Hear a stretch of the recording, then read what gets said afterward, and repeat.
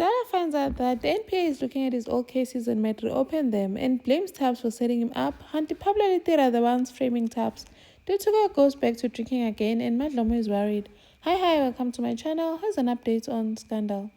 So, Dino managed to convince Pablo to snitch on Mdala and promise that he will get him protection. And then they plan, so this whole thing will, the whole blame will go to Tabs because it's the only one that was there when the whole house happened, because the other person is dead already. So, Dino makes him promise that he mustn't share this whole information with anyone because obviously he doesn't want Tabs finding out that he's the one orchestrating this whole thing. And then he talks to his lawyer. His lawyer makes him aware that this is a process, it's going to take time. But he's pushing, saying that he's in danger of going to prison. So the lawyer better push. And then he tells Semi Day that he's got something on Sindane that's going to make him go away permanently. Semi Day is like, how do you manage to get something so fast? And why are you doing this? Because it's not like I was so nice to you in the beginning. And then Semi Day finds out he's not really doing this because he is his father. He's only going to find out later that he's actually doing this whole thing for himself. And then Dala gets a call warning him that the NPA is looking at his old cases and they might reopen the investigation. Chloe is now worried. And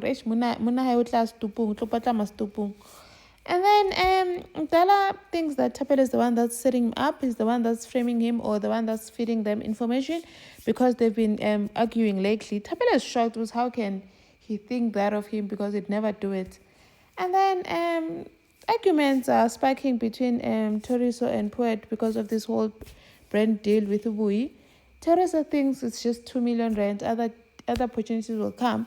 But 2 million rands is a lot of money to Poet, and they're starting to argue and fight about this whole thing. Mama Poet asks Futua, what's going on? Talk to your mom. And then he starts explaining. And then Mama Haya writes again, Toriso is a trust fund baby. So you need to wake up and grab opportunities that are coming your way. Tutua comes back late, drunk as usual. Matlama is there waiting for him, telling him, Tutugo, I'm tired of this whole thing. When are you wasting away your life? You're busy drinking and it's hurting us as your family. And you keep on apologizing, but you keep on doing the same thing. You're doing exactly the same thing that your father did. Tutua was like, how can you compare me to Nhloso? But my drinking does not hurt anyone.